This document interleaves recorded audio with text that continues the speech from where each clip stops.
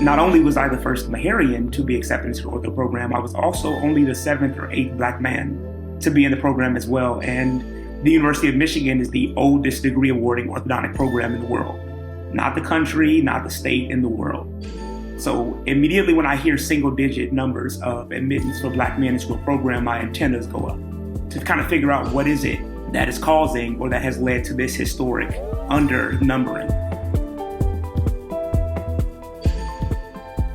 In today's episode of PSA, we welcome Dr. Kenneth Carter, a board-certified orthodontist and co-owner of RRC Orthodontics, a 5-location practice in the greater Chicagoland area. A 2020 graduate of Meharry's School of Dentistry, he became the first Meharry student to complete the University of Michigan's orthodontics program. Dr. Carter is a dedicated mentor, inspiring the next generation of dental professionals and opening doors in dental education nationwide. My name is Dr. James E.K. Hildreth, and you're listening to Public Service Announcement, a podcast dedicated to making complicated healthcare topics easily digestible for all who listen. This season, Season 2, highlights the enduring legacy of Meharry and the remarkable Meharrians carrying the legacy forward as we celebrate our 150th anniversary. To learn more about Public Service Announcement or to learn more about Meharry Medical College, visit meharry.edu.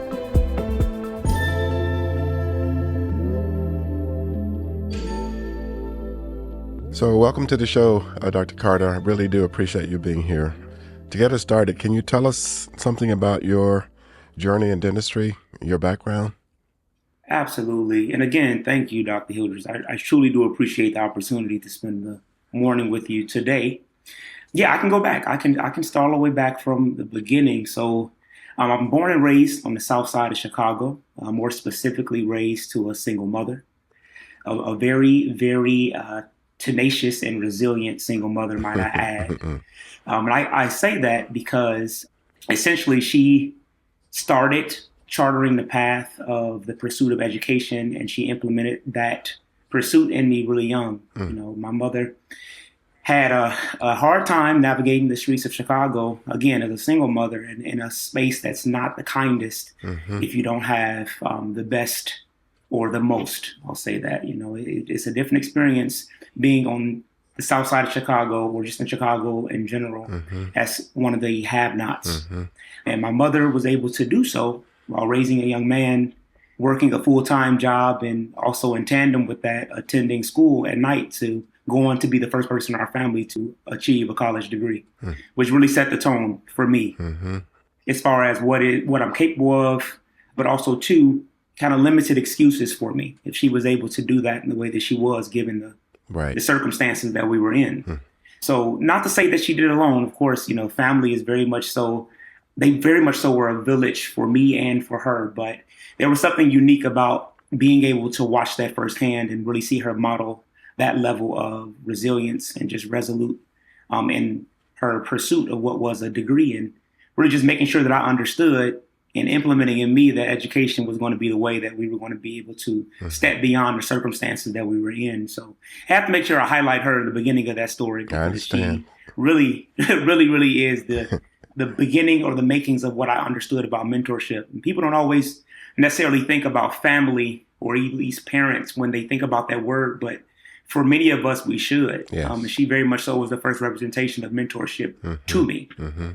So I was able to do pretty well in Chicago in my primary schooling in high school. I like to believe that I excelled pretty well in high school, and it afforded me a full tuition academic scholarship to the University of Wisconsin-Madison, which was a blessing because, as mentioned, funds were not high. So we needed something to kind of help subsidize or offset that.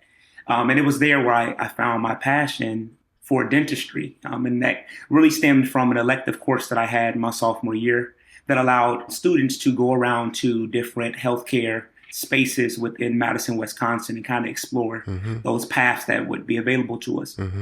And that truly is where I can say that it started to feel like a possibility, like there was something that I could potentially achieve. And in concert with that, I also had the opportunity of joining Alpha Alpha Fraternity Incorporated, which served as an additional conduit of excellence, distinction, professionalism, mission towards service, it synergized for me in that way. So where my mom kind of stopped, they picked up the reins as far as continuing that mentorship that was necessary and really driving me to what was the field of dentistry, or at least my belief that I could do it, at least, right?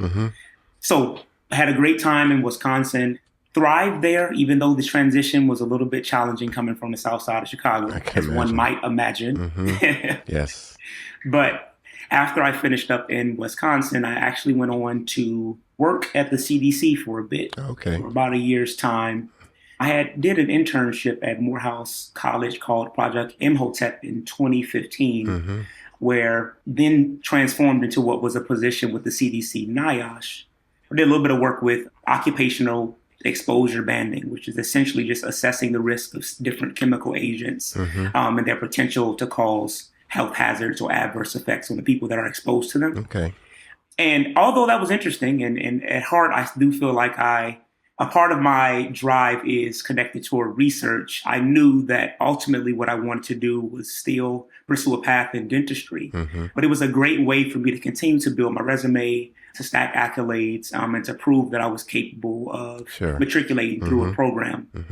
One of the other benefits of being at the CDC is that there are a number of Meharrians that work there, right? And that work in tandem with the CDC, right? So I had the benefit of meeting Dr. Reuben Warren while I was there, who previous dean of Meharry Medical College School of Dentistry, well-decorated researcher, scientist, lecturer in the space of public health, divinity, dentistry, the list goes on. That's right.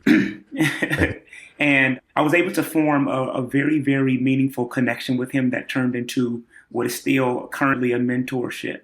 He's actually the one who told me that you're supposed to be at Meharry. That is where you're supposed to be. We need to make sure that we get you there.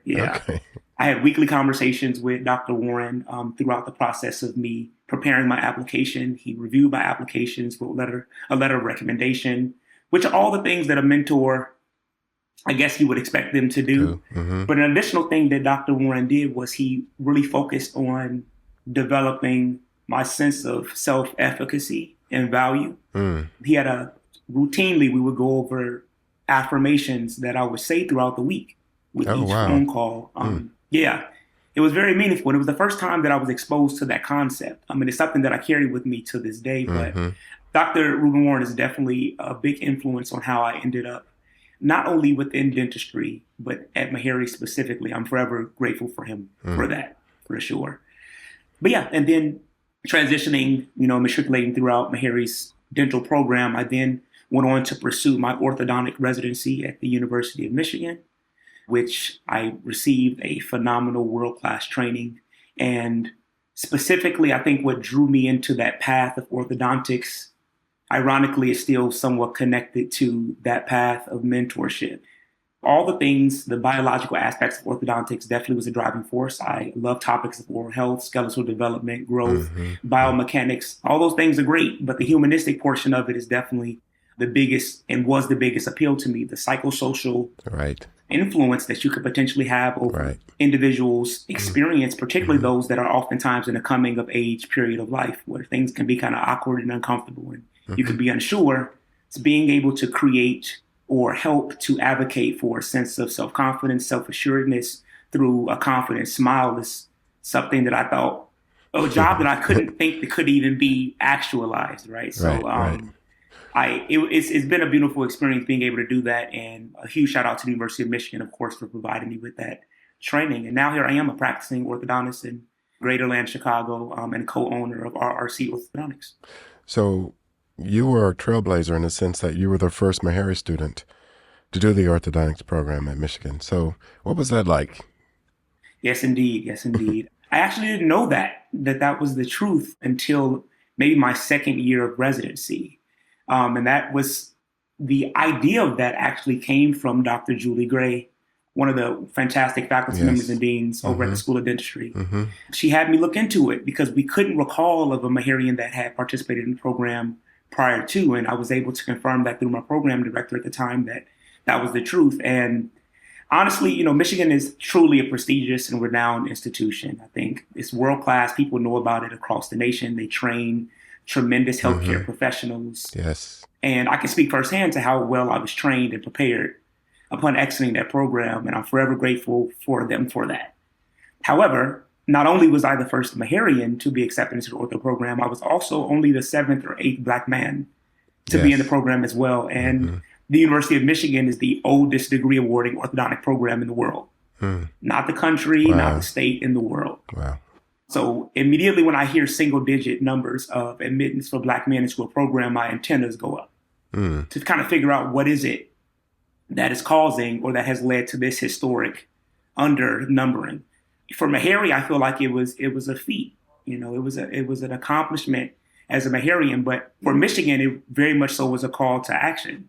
Right. I do not believe that there have only been 7 or 8 Black men that have been qualified to step through that program. Right. And you have to really get down to understanding what is the cause and is it likely a multifactorial one? You know, it begs the question of, are Black men not seen as viable candidates by the admission committee? And I don't know that to be true or not true.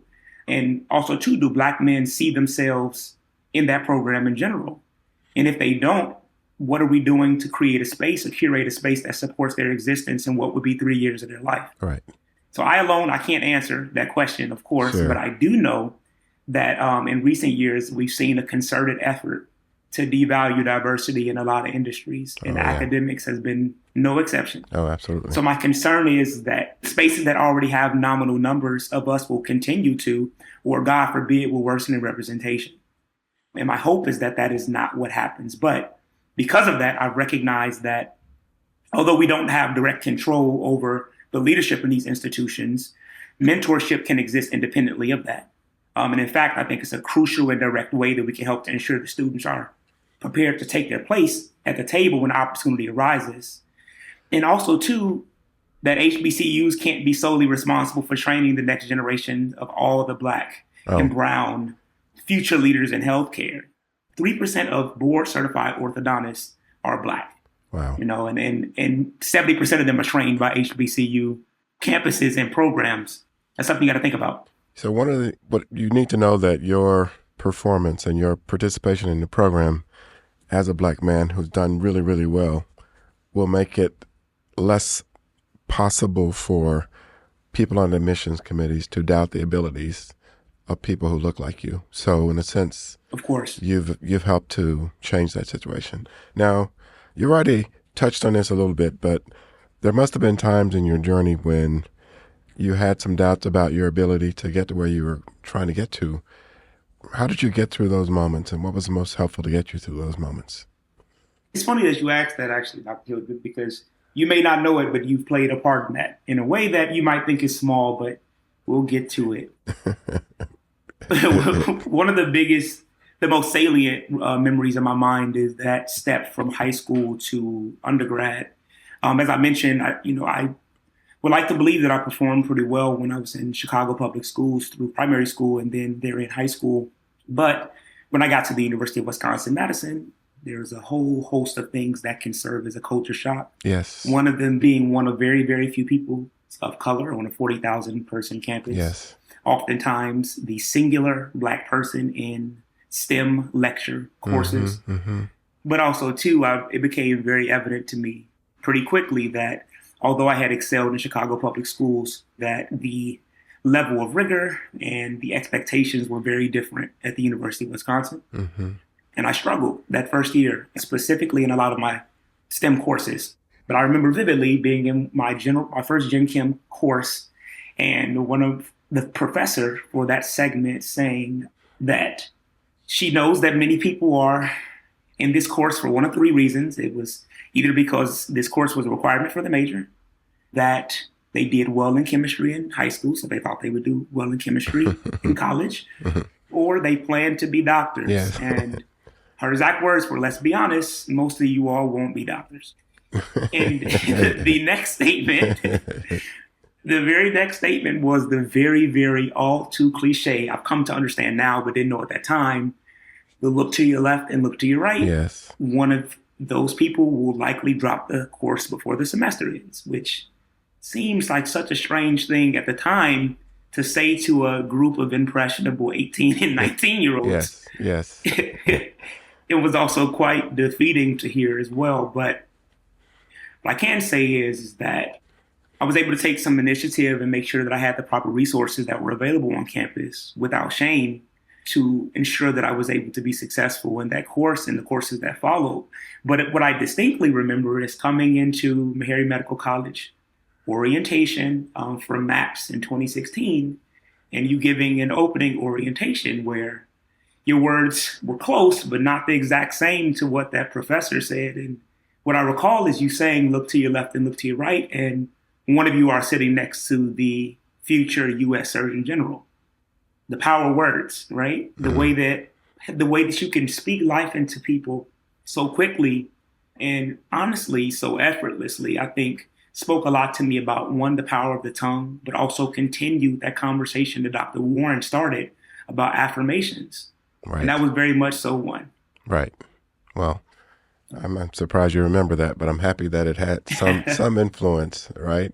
Absolutely. But I think in a lot of cases, it's really remarkable how just a little bit of affirmation from a person you respect can make such a huge difference. That's certainly been the case in my journey. You know, and 100%. Another phrase that you often hear, and I think it's probably true, is that you can't be what you can't see. And I just wonder how you, being such a visible example to young people, has influenced some of the students that you've been a mentor for. You know, I actually think that you might be able to be things that you can't see in some sort or fashion. The unfortunate part is that you might have to lose parts of yourself on the way to get there. And that's the concern. Well, tell us about that. That's a very interesting concept. Absolutely, absolutely. I think more often than I'd like to see, I've observed people that look like us transform in ways that culturally isolate them from the very people that they might have been trailblazing for at one point. And sometimes that aligns with the idea of appealing toward respectability politics. And unfortunately, we don't necessarily make the rules of respectability politics. And because of that, it can be the antithesis of someone's self-worth or efficacy. And what I mean by that is oftentimes I do see things that are quite arbitrary, such as the way your hair is dressed, the earrings that you have, or the tattoos that you may have gotten, inform people's opinion about you and your capability. That's not to say that you shouldn't be able to maintain some high levels of professionalism, which includes punctuality and preparedness, being hardworking, being a team player. But those are things that intrinsically have value. And the things that oftentimes we're judged for are things that don't inherently have value. They're made up based off of someone's preference, and they usually are Eurocentric ones. So what I mean by that is, yes, representation matters. You need to be able to see the things that you aim or achieve to be, but you need the representation to be authentic, not one that's masked by things that are based on arbitrary, subjective appeals. Well, that's one of the things I love about being at Meharry, where for the most part, we can bring our whole person to work every day. Absolutely. And that makes it a very special place. I do know that you've been mentoring a student who's now pursuing a career in dentistry here in Nashville. So what has that been like? What is the benefit to you from doing that? Yeah, absolutely. That's honestly probably one of my proudest moments, was seeing that young man cross the stage and finish up high school and make his way on to college. So myself and Dr. Taylor Sims, who is also a fellow Meharrian, and I'm a pediatric dentist in greater Nashville area, we started mentoring two young men from Haynes Middle School in Nashville when we were in our second and third year of dental school. And it actually was born from a volunteer and service event that was championed by you all from the Meharry Now program, where we would dedicate a full day, and all of the students on campus would go and help mentor and do activities with students at varying elementary schools around Nashville. Right. And when we were there, Dr. Julie Gray, Dean Farmer Dixon, and Dr. Gerald Davis thought it to be a great idea to continue that single day of connection and see if it could be formed into what would be a mentorship program. And bless them for thinking of myself and Dr. Sims to be the ones to help pioneer it. But It ultimately turned into what was an ongoing relationship with two sixth grade young men at the time that we would spend or visit weekly. We would do different activities and help them academically with different study sessions. And it became so routine that a lot of our classmates had become accustomed to seeing them in the libraries. I see. Okay. We would go get them That's wonderful. and they would come with us and we would work side by side and just get things done. And hopefully as well, just model what would be transformative experience for them with Black men that we weren't sure if they were seeing otherwise. Mm-hmm. They truly became and are our little brothers for sure. I think it's important to highlight the families as well, specifically for one of the young men that we worked with. His family, and more specifically, his mother, played a crucial role in ensuring the routineness of our visits and our time together because she saw the value in the program. That goes back to what we were speaking about a little bit earlier, that village mentality definitely helps. I don't think that myself or Dr. Sims single-handedly changed anything for those young men, but I would like to believe that we played a small part because their family saw the importance and helped us to do so. That's wonderful. I mean, oftentimes, at least for me, and over my decades of doing this work, I've had a chance to mentor and guide a number of students, and oftentimes I feel like I'm getting more out of the relationship that they're getting from me. Yes. Has that been 100%. The same for you? Absolutely. Absolutely. You will find it funny sometimes when you're ministering to other people, you will minister to yourself in the sense that it can be an eerie feeling to look back and see where these young people are and remember that at one point in time you were in that same space. And what it does, for me at least, is to really try to make this space that I'm in now a little bit more tenable for them with the hopes of them achieving it as well. Mm-hmm. Mm-hmm. Excellent. Now, I know that you've done some research on pathways that can lead students to success. So can you tell me about that research and why you were prompted to do it in the first place? Yes, of course. So when I was at the University of Michigan, I spent some time researching, as you mentioned, different pathway programs specifically for dental schools, college to what would be dental school pathways. And it was an unconventional research topic for the University of Michigan's orthodontic department. And I have to thank Dr. Harrican Berman, who was my program director at that time, that saw the value in evaluating those programs and essentially allowed me to do a master's thesis that didn't align with the traditional topics of the program because of that. But while I was there, I had the opportunity to help mentor some young people in the Profile for Success program that they have that is specifically dedicated to helping undergraduate students matriculate into dental schools, not just the University of Michigan dental schools, but dental schools in general. And I hadn't seen a program like it firsthand before. So naturally, it drew interest to me because one of my passions in passion projects is making sure that more people that look like us are in these healthcare spaces. Right. So while I was there, I had the opportunity of evaluating that program, but also programs at large throughout the country, which includes SHPEP, so the Summer Health Professionals Education Program, HCOP, and a number of others, just to kind of figure out what were the best practices that those programs had in place to increase the amount of acceptance rates for students that were seeking admittance into dental schools. All of those programs of which I've named have very, very high acceptance or turnover rates by which their students are accepted into a school. But as I mentioned to you earlier, these things, the reason why this is important to me, the reason why I really wanted to be able to evaluate this program is because there is a mentorship piece that intersects with that as well. That's vital for that. Each one of these programs that had high success rates also had a piece of mentorship that were interwoven into the fabric of their curriculum. And with the numbers that we have and that we know, as we talked about, 3% of board certified orthodontists are Black. 3.8% of all dentists are Black. That's just according to the American Dental Association and the National Institute of Health.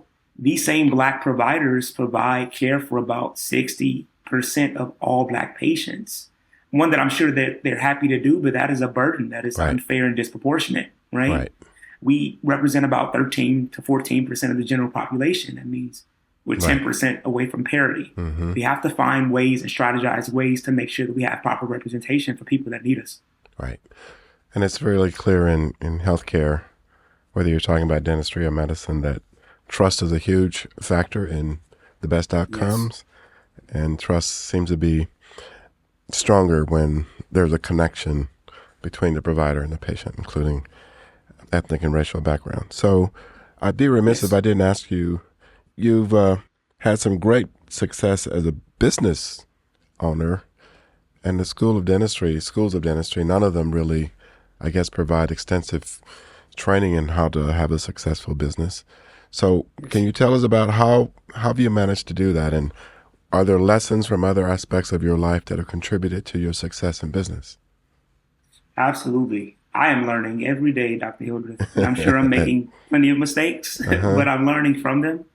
One thing that I can say that I've had the privilege of helping guide my experience is that I am not a sole proprietor or a solo doctor in my practice. So RRC stands for Red, Ritchie, and Carter Orthodontics. So I'm the third addition to what is already a pre-existing practice. Okay. And that comes with so many benefits and perks to it, in the sense that a lot of the lessons that I would otherwise learn by fire or by trial, I'm learning by way of the wisdom, the earned wisdom from other individuals who have been in practice for 2 decades, one of which is also a Meharrian, I might add, which always proud to make note of that. So I'm learning a lot of great lessons, one by mistakes, but I'd like to believe a lot of them are by the experiences of the 2 doctors that precede me in the ownership of this practice. That's wonderful. So we've talked a lot about getting students into dentistry and healthcare and all of this, but there's certain habits I would think that you would have to have in order to do this, and certainly you're an example of it. So can you tell us what the qualities or habits you think are important for students who might be listening to have to be successful? I think number 1 on my list is resilience. We kind of have to normalize struggle as a part of the growth, not failure, right? This is something that's very much so attainable, but you have to understand that because it's a difficult path, it comes with challenges, and the resilience that you build through it also help you to become a better provider. So you have to just accept that you have to be resilient to make it through a path like this. You also have to be adaptable. For a lot of us coming into these spaces, we did not have the straight line path that we thought that we would, and that's okay. The end is the same and all the same. So the goal is still to make it there and be adaptable in the process. You need a strong sense of purpose. You got to remember why you're doing this. And if you're in the space of healthcare, I hope the reason that you're doing this is outside of yourself.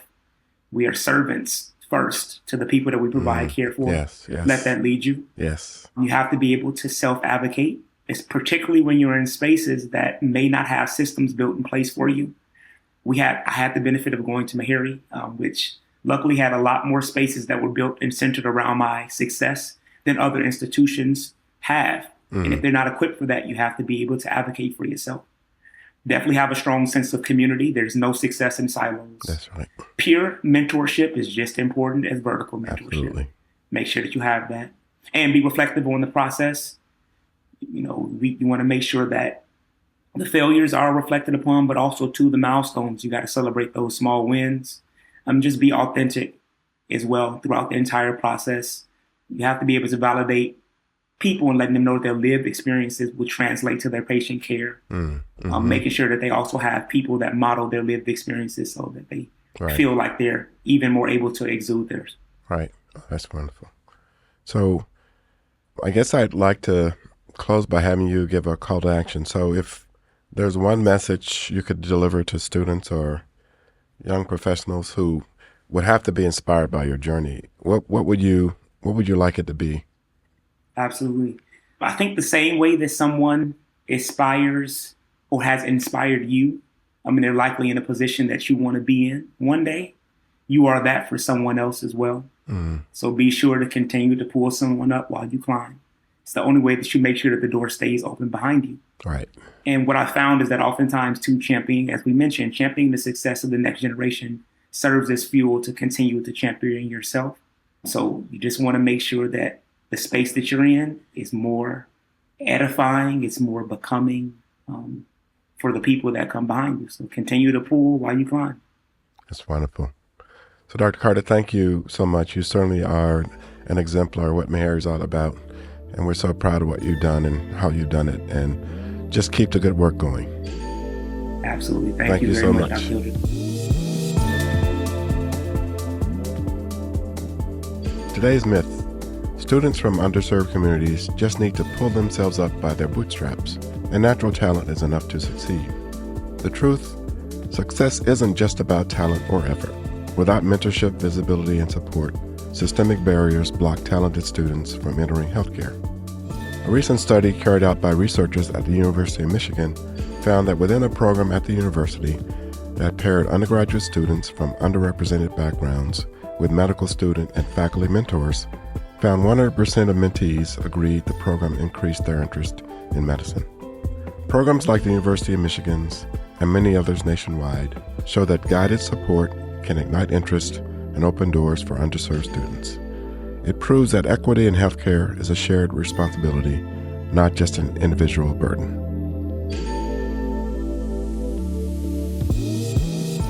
Thanks for listening to Public Service Announcement.